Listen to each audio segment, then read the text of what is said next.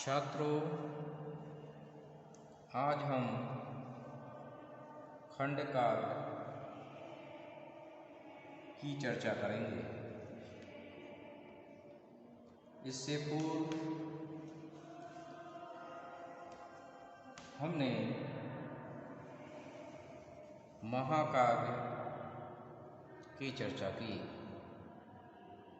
तो आज हम खंडकाव्य को जानेंगे और खंडकाव्य और महाकाव्य के बीच में क्या अंतर होता है, इस बात को भी जानेंगे। इंद्रिय बोध की दृष्टि से आचार्य मम्मट, राजशेखर, विश्वनाथ आदि ने काव्य के दो भेद बताए हैं, दृश्य काव्य और श्रव्य काव्य। श्रव्य काव्य के भी दो भेद किए हैं, प्रबंध काव्य और मुक्तक काव्य। पुनः प्रबंध काव्य के दो भेद किए गए, महाकाव्य और खंडकाव्य। महाकाव्य में व्यक्ति या समाज का समग्र चित्रण होता है, जबकि खंडकाव्य में व्यक्ति या समाज के जीवन का एक अंश या पक्ष का चित्रण होता है। तो अब हम खंडकाव्य के स्वरूप और उसकी परिभाषा को जानेंगे। खंडकाव्य का स्वरूप और उसकी परिभाषा। संस्कृत के आचार्यों ने खंडकाव्य का अपेक्षाकृत कम विवेचन किया है, क्योंकि संस्कृत के आचार्यों के लिए महाकाव्य अधिक प्रिय रहा है। आचार्य विश्वनाथ ने साहित्य दर्पण में लिखा है, खंड काव्य भवेत् काव्यस्येकं देशानुसारी च, अर्थात महाकाव्य के एक देश अर्थात अंश का अनुसरण या चित्रण करने वाला काव्य खंड काव्य कहलाता है।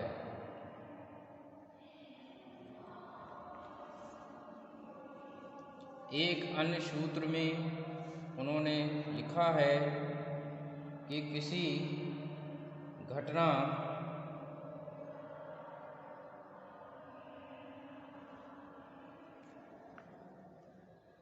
विशेष को लेकर लिखा गया काव्य खंड काव्य होता है। उन्होंने लिखा है कि तत् घटना प्राधान्यात् खंड काव्यमितं स्मृतम्। खंड काव्य का यह आशय कदापि नहीं है कि ये महाकाव्य का एक खंड होता है। इसके विषय में डॉक्टर शकुंतला दुबे ने लिखा है कि यह खंड शब्द उस अनुभूति के स्वरूप की ओर संकेत करता है, जिसमें जीवन अपने संपूर्ण रूप में कवि को प्रभावित न कर आंशिक या खंड रूप में ही प्रभावित करता है। प्रबंध काव्य का भेद होने से स्पष्ट है कि खंड काव्य की कथा वस्तु सुसंबद्ध होती है। खंड काव्य में वर्णित कथ्य अपने आप में पूर्ण होता है। खंड काव्य की कथा वस्तु प्रख्यात, मिश्रित या काल्पनिक किसी भी प्रकार की हो सकती है। हिंदी के अधिकांश खंड काव्य प्रख्यात महाकाव्यों के किसी एक विशिष्ट अंश पर आधारित हैं, लेकिन कुछ में इतिहास, पुराण के साथ साथ कल्पना का सुंदर सामंजस्य भी देखने को मिलता है। पंडित रामनरेश त्रिपाठी का पथिक नामक खंड काव्य विशुद्ध कल्पनाश्रित काव्य है। तो ये हमने खंड काव्य की परिभाषा और स्वरूप को जाना कि खंड काव्य में समग्र चित्रण नहीं रहता, बल्कि जीवन के किसी एक अंश का चित्रण रहता है, परंतु वह चित्रण अपने आप में पूर्ण होता है। तो इसके बाद अब हम महाकाव्य और खंड काव्य के बीच अंतर को जानेंगे कि इन दोनों में क्या क्या अंतर होते हैं। महाकाव्य और खंड काव्य में अंतर, इनके बीच अंतर हम निम्नलिखित बिंदुओं के आधार पर समझ सकते हैं। नंबर 1, वस्तु संगठन में अंतर। नंबर 2, सर्ग की दृष्टि से अंतर। नंबर 3, छंद विधान की दृष्टि से अंतर। और नंबर 4, स्वरूप विधान की दृष्टि से अंतर। तो सबसे पहले अब हम वस्तु संगठन में अंतर को देखेंगे। महाकाव्य की कथा विस्तृत, सुव्यवस्थित और सुसंगठित होती है। इसमें जीवन के समग्र रूप को नाना उत्थान पतन की अवस्थाओं के साथ चित्रित किया जाता है। कथानक में मूल कथा के साथ साथ अनेक प्रासंगिक कथाएं भी होती हैं, जो नाट्य संधियों के अनुसार मूल कथा से जुड़ी रहती हैं।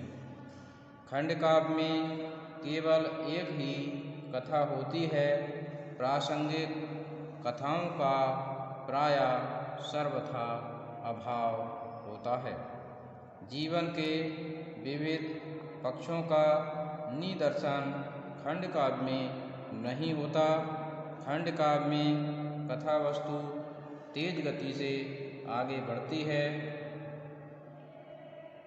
और प्रबंध काव्य की अपेक्षा वह अधिक सुसंगठित होती है। इसके बाद अब हम सर्ग की दृष्टि से अंतर को देखेंगे। महाकाव्य की पहली विशेषता है सर्गबद्धता। सामान्यतया 8 से अधिक सर्गों का विधान महाकाव्य के लिए आवश्यक माना गया है। इन सर्गों में जीवन के सर्वांग चित्र अलग अलग खंडों में विभाजित करके प्रस्तुत किए जाते हैं। खंड काव्य में सर्गों का होना आवश्यक नहीं होता है। कई बार संपूर्ण खंड काव्य बिना सर्ग के ही लिख दिया जाता है। खंड काव्य के लिए कथा धारा की एक रस अविरल प्रभावित होना आवश्यक माना गया है, सर्ग विभाजन नहीं। कहने का आशय है कि महाकाव्य में सर्गबद्धता आवश्यक है, जबकि खंड काव्य में आवश्यक नहीं है। अब हम बात करते हैं छंद विधान की दृष्टि से अंतर। छंद को भाव का परिधान माना गया है। महाकाव्य और खंड काव्य दोनों के लिए छंद का होना आवश्यक है। महाकाव्य के लिए विधान किया गया है कि सर्ग एक छंद में लिखा जाए। सर्ग के अंत में छंद बदल दिया जाना चाहिए और अगला सर्ग भिन्न छंद में लिखना चाहिए, परंतु खंड काव्य के लिए ऐसा कोई विभाजन या विधान नहीं है। सामान्यतया खंड काव्य एक ही छंद में लिखा रहता है, पर ऐसी कोई अनिवार्यता नहीं है। तो इससे स्पष्ट होता है कि महाकाव्य में एक से अधिक छंदों का प्रयोग होता है। सर्ग के अंत में दूसरा छंद होता है और सर्ग के प्रारंभ में इससे अलग छंद का प्रयोग होता है। अब हम स्वरूप विचार की दृष्टि से अंतर को देखेंगे। यह सामान्य धारणा है कि महाकाव्य विशालकाय होता है और खंड काव्य लघु काव्य होता है। महाकाव्य में मूल कथा के साथ अनेक उपकथाएँ भी होती हैं और अनेक नायक उपनायक भी होते हैं। कुछ महाकाव्यों में अनेक वंशों की कथाएँ भी मिलती हैं, जैसे वाल्मीकि, रामायण, महाभारत, रघुवंश आदि। खंड काव्य का आकार छोटा होता है क्योंकि उसमें जीवन का समग्र चित्रण नहीं होता, पर ये सामान्य नियम हैं। इसके अपवाद भी भारी मात्रा में मिलते हैं, यह अलग बात है। फिलहाल कहने का आशय ये है कि स्वरूप की दृष्टि से महाकाव्य एक विशाल काव्य होता है, जबकि खंड काव्य एक लघु आकार का प्रबंध काव्य होता है। तो छात्रों, हम देखते हैं कि महाकाव्य और खंड काव्य दोनों में इन आधारों पर वस्तु, सर्ग, छंद विधान, स्वरूप आदि की दृष्टि से अंतर पाया जाता है।